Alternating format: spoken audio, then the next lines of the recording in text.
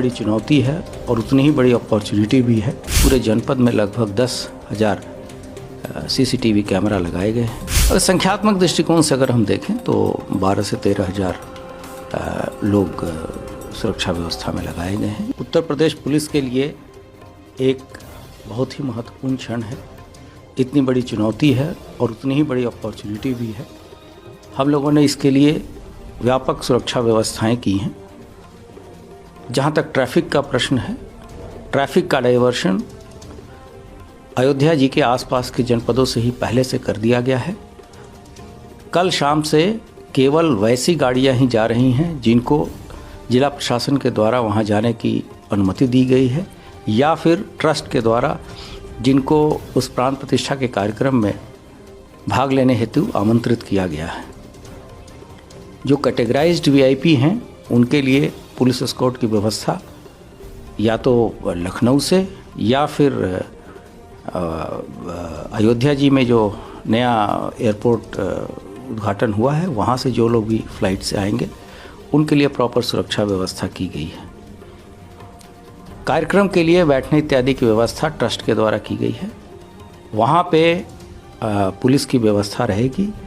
Sector divide करके वहाँ पे वरिष्ठ अधिकारी जिनको विभिन्न भाषाओं का ज्ञान है उनको डिप्लॉय किया गया है। उसके अतिरिक्त वहाँ जो लोग भी रहेंगे, अधिकतर लोग वहाँ सादे वस्त्रों में रहेंगे अधिकारी, तथा कुछ जो आवश्यक होगा वही शस्त्र के साथ ड्यूटियाँ वर्दी में लगाई जाएंगी। पूरे क्षेत्र को जो मंदिर परिसर है और उसके आसपास के इलाकों में जो CCTV है उसमें हम लोगों ने कुछ AI टेक्नोलॉजी का भी इस्तेमाल किया है। उसके अतिरिक्त पूरे जनपद में लगभग 10,000 CCTV कैमरा लगाए गए हैं।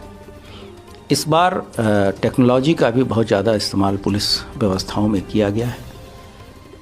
जितनी भी एजेंसियां हैं, चाहे वो केंद्र सरकार की हों, राज्य सरकार की हों, उनके साथ प्रॉपर समन्वय है, रियल टाइम इंफॉर्मेशन शेयरिंग है और सीमलेस इंफॉर्मेशन फ्लो उनके साथ है।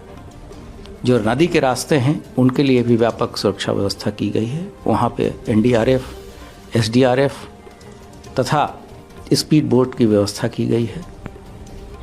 सुरक्षा के लिए जो भी उपाय हो सकते हैं जैसे एंटी ड्रोन टेक्नोलॉजी, इसका भी इस्तेमाल किया जा रहा है और क्राउड मैनेजमेंट के लिए ड्रोन इत्यादि का भी इस्तेमाल हम लोग कर रहे हैं। हमारी टीम वहाँ पहले से व्यवस्थित है। सभी विभागों के साथ समन्वय बना के अच्छी व्यवस्था कराई जा रही है और मुझे पूरा विश्वास है कि कल जब ये भव्य उद्घाटन होगा उस समय उत्तर प्रदेश पुलिस तथा उत्तर प्रदेश शासन के विभिन्न विभागों का बेहतर समन्वय और तालमेल देखने को मिलेगा और सभी लोग इसके साक्षी बनेंगे। बात की जाए कि अगर बात करी जाए अगर संख्यात्मक दृष्टिकोण से अगर हम देखें तो 12 से 13,000 लोग सुरक्षा व्यवस्था में लगाए गए हैं। इसके अतिरिक्त अन्य विभागों के भी कर्मी वहाँ पर हैं। इंटीग्रेटेड कंट्रोल रूम के माध्यम से सभी विभागों का अंतर विभागीय समन्वय इंश्योर किया जा रहा है।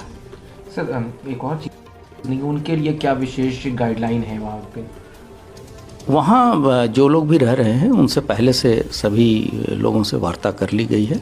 सामान्य जनों के लिए दर्शन, जब सामान्य लोगों के लिए मंदिर 23 तारीख की सुबह से खुलेगा, 22 तारीख को केवल जो इनवाइटी हैं ट्रस्ट के द्वारा उनके द्वारा दर्शन किया जाएगा और आने वाले 6 महीने तक की भी कंटीजेंसी प्लानिंग पुलिस विभाग तथा प्रशासन के अन्य विभागों द्वारा शासन के निर्देश पे की गई है ताकि आने वाले श्रद्धालुओं को इस तरह की कोई कठिनाई ना हो।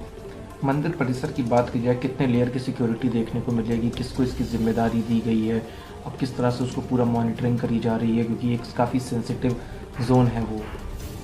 मंदिर की सुरक्षा व्यवस्था की एक अपनी कार्य योजना है, उसके तहत की जाएगी। मुख्यतः वहाँ उत्तर प्रदेश पुलिस की टीम लगी रहती है। उसके अलावा पहले से ही वहाँ हमारे जो केंद्रीय बल की भी एक टुकड़ी रहती है और दोनों फोर्स के बीच अच्छा समन्वय है और पहले की तरह ही निर्धारित कार्य योजना के तहत ही सुरक्षा व्यवस्था सुनिश्चित